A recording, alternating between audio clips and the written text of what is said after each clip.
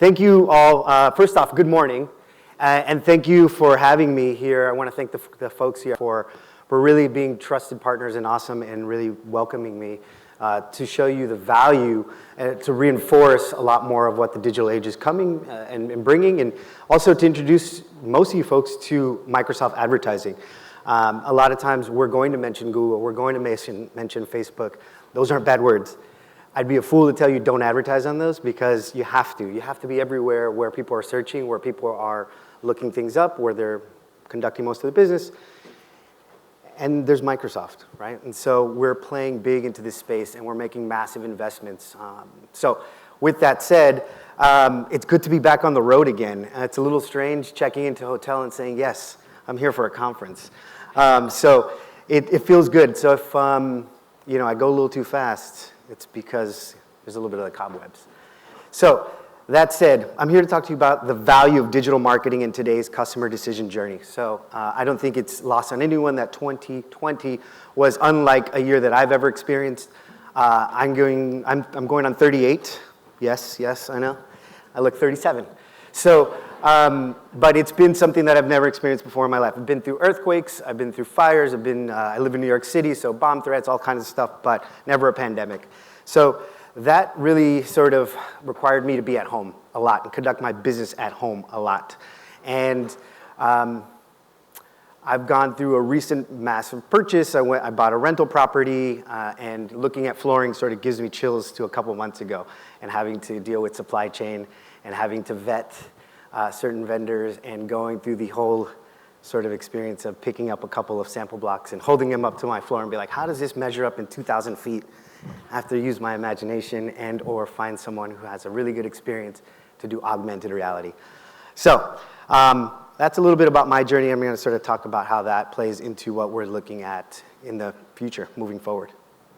So Microsoft, we're creating customer value that leads to growth. What we're doing is investing a lot in digital acceleration, so making sure that we're partnering up with the right folks in the industry. Who are the movers and shakers? Who is creating sort of this full experience, right? Don't look at the folks who are happy to make you log into 5 different portals to get to that one data point.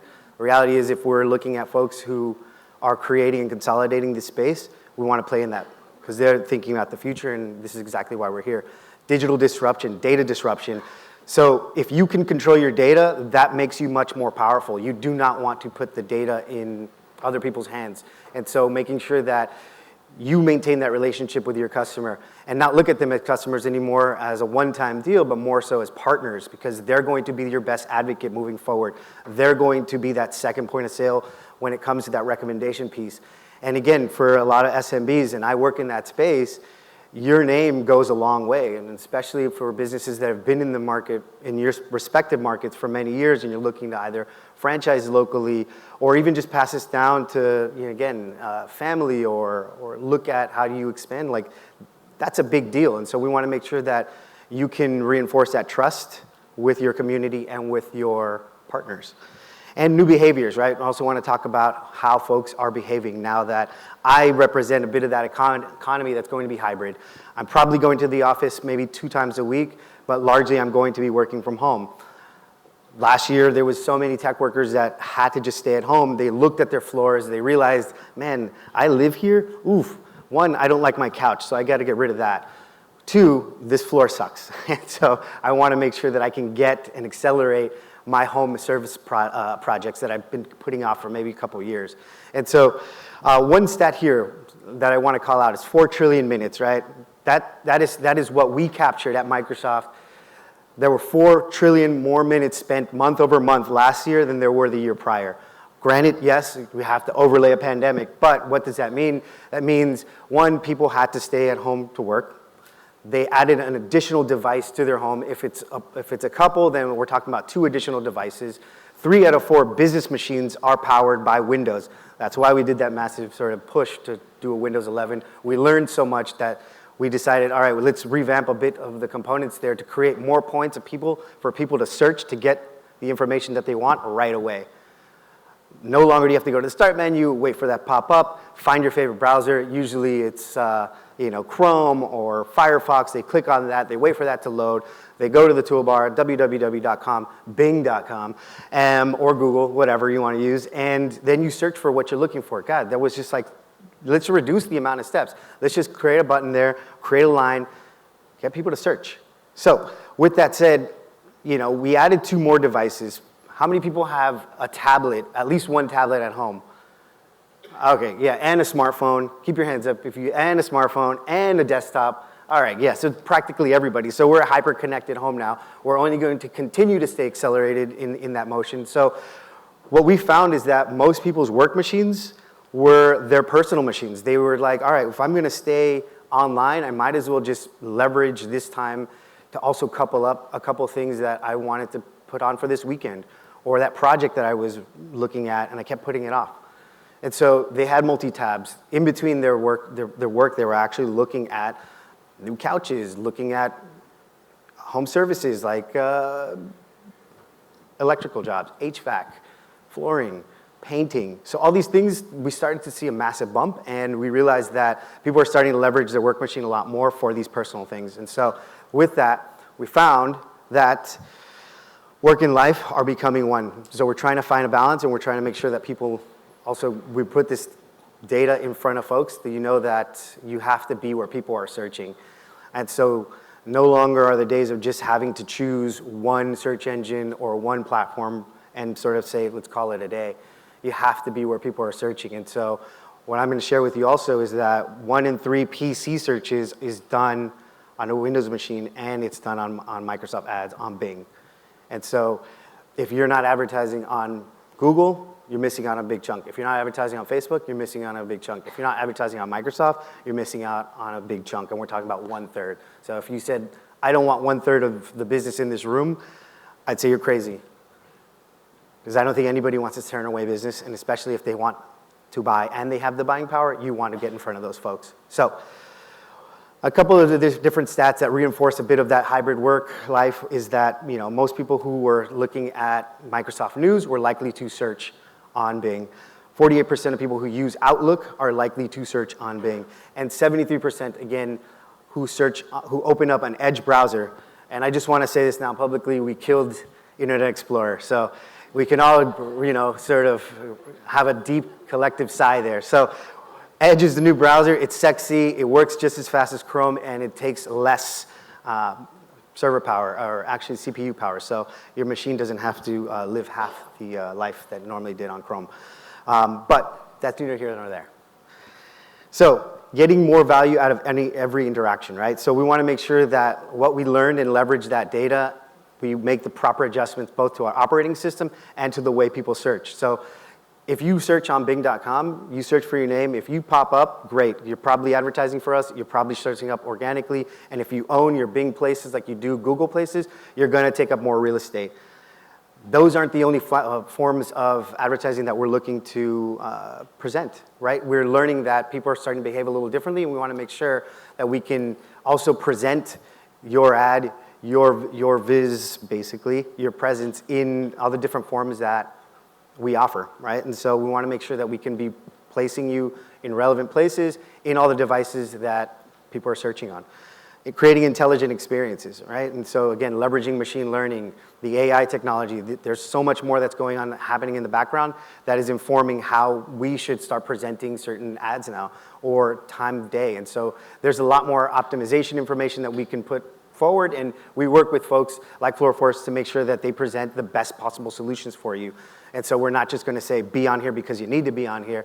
We're going to tell you, be on here because it's a smart decision, and here are the different formats in which we can present your business, because some formats just may not make sense for you, right? I mean, especially for someone looking for flooring, that's a big ticket item. That's the kind of thing that requires a little bit more research than, let's say, someone's looking to watch Dune this weekend. They can do that interaction over the phone, and that is a low-stakes interaction. The higher stakes stuff requires you to have more of a sit-down experience. And just like we saw in the last video, if you're not present 24 hours, and if you're not creating an engagement point, if you're not creating a way for someone to get a hold of you, you're gonna lose out on that. And so we wanna make sure that we can create those and bubble those opportunities up. So, that said, one of the cool things that we wanna also leverage is that when it comes to data and privacy, we wanna partner with folks. And so we want to make sure that when you work with the FloorForce and work with their full data stack and you input all your information, I guess that touches into your CRM, to your customer base, all that stuff, that is yours. We want to make sure that you know that that is yours and you are partnering up with us to marry those signals with our signals to get in front of the right audience. The minute you decide to walk away from us, we walk away and we do not leverage that data anywhere else. So that is one of the key areas that we want to also highlight, that in the industry, Microsoft's been sued a lot. And so they've learned that being in court ties you up and doesn't allow you to actually push and innovate in the industry. And so they realized we need to partner with folks and understand that that they own their own data, they own their customer base, their partner base, and we want to make sure that you are empowered to walk away, empower our signals, and leverage what we have to couple that up to get in front of the right audience. So that's the digital identity. It's changing, right? And so that's what we call your data, first-party data. You own that. You built the website. You collect the lead. You collect the phone call. You collect the information. You have the cookies. That is your information, and we want to partner with you and say, hey, look, plug your stuff in with our signals, and that's how we'll marry and get in front of the right folks. You can get in front of them by age group, by sex, by job title, by industry, by location. And so we have a lot more in our wheelhouse. We just want to say, come play. Come ask us questions. I'll be around for the larger part of the day, and I'd love to talk to you about your strategy, and if you just have more questions about Microsoft, by all means, I'm happy to be the steward of the brand here. So another piece here, a couple of years ago, we bought LinkedIn, and people were saying, like, that's an interesting buy. It makes sense. It's a business network. But what are you going to do with that? And so we found that they have massive signals there that people qualify themselves. They're the CMOs, CIOs, they're the HR reps, they're the account executives, they're the receptionists, you know? And so these are folks here who all have like signals that also you might want to be able to get in front of them. You have that option now. We want to make sure we can get you in front of the right folks, and in different ways, right? And so with that, you know, we're leveraging that piece. We're leveraging our own CRM signals. We're leveraging our operating system signals. And so really it's just becoming this massive, like just ball of targeting options. And so we want us to understand that, you know, we're still learning and how else we can play in this space. And so flooring is one of these areas that we actually, my business manager came up to me and said, we're seeing a lot of movement in the services side. What else can you do? Can you dig in? And so we found that flooring actually had a massive pop, and it's actually creating a new industry for folks. Like almost overnight, we saw a lot of new businesses pop up, not just in your space, but folks who service and want to help you guys advertise more because, you know, again, similar to people like me, we need the services, and it's so much information to sort of wade through that. I felt that it was important for us to get in front of the industry and talk about how you can be proactive to get in front of folks like me and leverage all the channels that are available to you.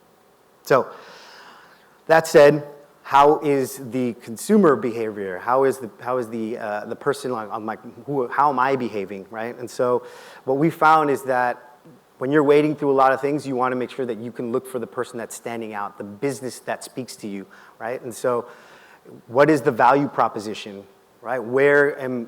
So the user is actually speaking with their bucks. They want to work with someone that aligns to their values. And so in that same respect, how are you putting that at the forefront? And so what we're finding is that brand love goes up, brand trust goes, you know, on the axis, and where they meet in the middle is loyalty, right? And so when you find that right value proposition, it speaks to that user, to that possible consumer, they will be your best advocates because they're going to leave a review. They're going to call their friends and say, this is exactly what happened. I know you're in the market. You just bought your first home. Maybe it's a rental home, whatever it is. You're in the area. You need to use these folks because they were great. They had this new technology. They spoke to me like they knew me. They personalized my experience. They paid attention to me. And we were able to sort of take it to the next level, and if there was a way that I could be a steward for them, this is the way. So again, this is what we're starting to find, and again, talking about the value of being present everywhere, you have to start to just know that it's only going to accelerate that much more. And so TV was king. It is actually losing out now to internet search because we're seeing that there's a lot more connectivity in the household. So connected TVs are a big thing now. We have more devices at home. And so you have the tablet, the smartphone, the PC, the other PC, the work PC. And so all of a sudden now we're starting to find all these different touch points that folks are just having that experience throughout their entire day, and you just need to be present there. No one's saying don't do radio, no one's saying don't do print, but you need to start looking at each individual channel to see how is that driving more revenue for my business. And with digital, at least we can say that we have those touch points, and in a lot of ways, the technology that these folks are kicking off will show you what was more profitable for you and what channel was that, and how do you sort of increase where it's more profitable and maybe just adjust where it's not, right? Because some places you may just want to be present, and you have to understand that it is just being present. Just like a commercial, maybe if it runs at 4 in the morning, that's just you needing to be present. That's probably not going to be the most profitable call for you. It'll be probably the strangest call for you. But, and that was the punchline. And so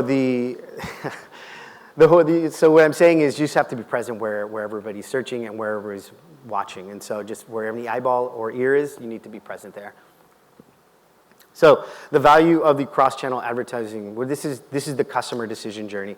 So each touch point, again, in the last year has actually been reduced because, again, no one's putting these things off anymore, not in the same way that they were in the year prior where you had all these other obligations that were probably clouding some of that. Maybe it was money, maybe it was vacation, maybe it was just not the right time. Now, again, last year we saw that was massively accelerated. We only had time, we only had the opportunity to sit at home, and if you were in some places that were lucky enough to not be terribly cold, you can go outside, but that was about it. It was very limited. And so, again, when it came to searching, at least for me, it was largely starting in the middle of the day because there were some emails I didn't want to get to, I'll be honest. And so when I was looking for flooring, I said, all right, let me just start out with the city and flooring. And then that was too big.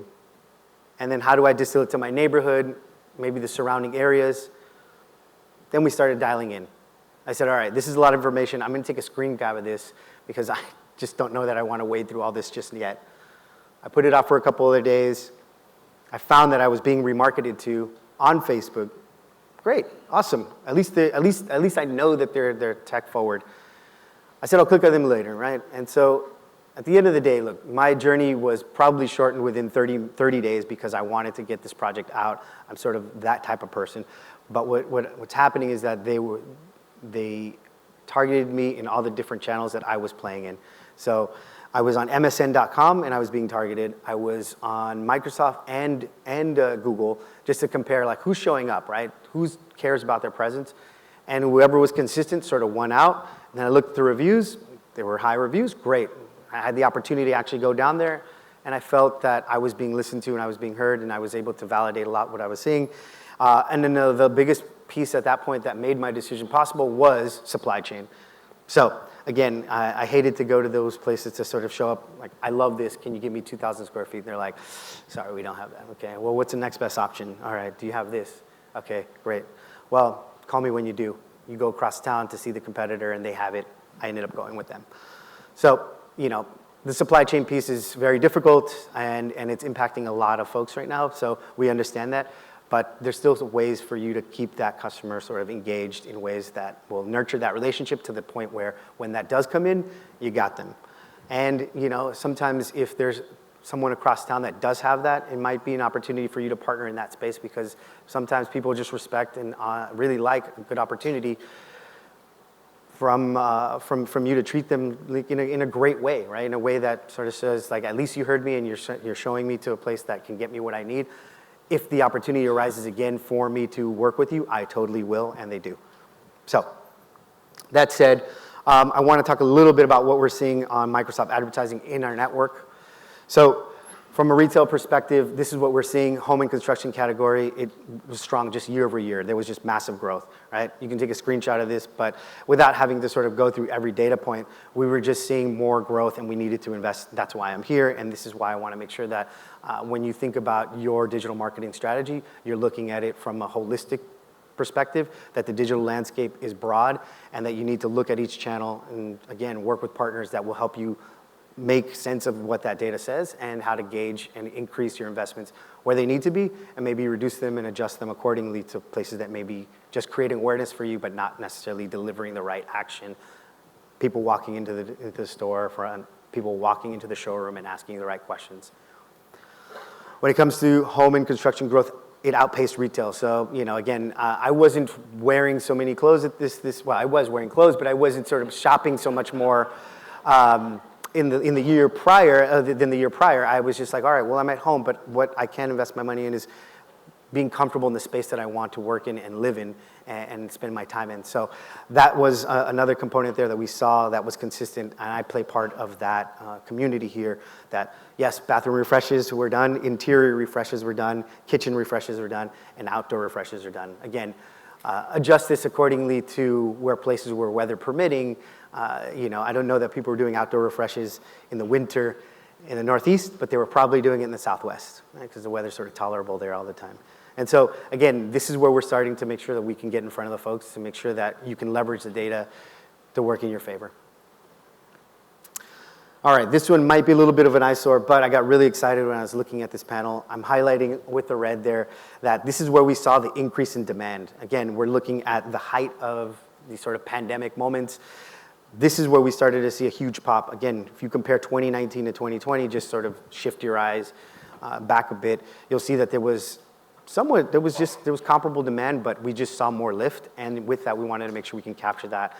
And we want to start working with more advertisers to get on our platform so that, again, when you're looking at advertising on Google and Facebook, if it's really competitive, search for yourself on Microsoft Ads. And if you're not showing up, if your competition's showing up, they're taking your lunch. If you're not showing up, they're not showing up, that's an opportunity for you to just take advantage of an evergreen marketplace. When it comes to how people were searching, I want to reinforce again that the PC is not dead. It's not going anywhere. Don't listen to the critics. They said it was going to be gone. They were knocked down but not knocked out. It was a step back, but that was a set up for a big comeback, right? So with that said, the PC's not going anywhere, and again, I have two PCs at home. One of them is for pleasure and the other one is for work. And the other one, I don't even open it up anymore. It's just sort of just a big server at this point, or just a storage.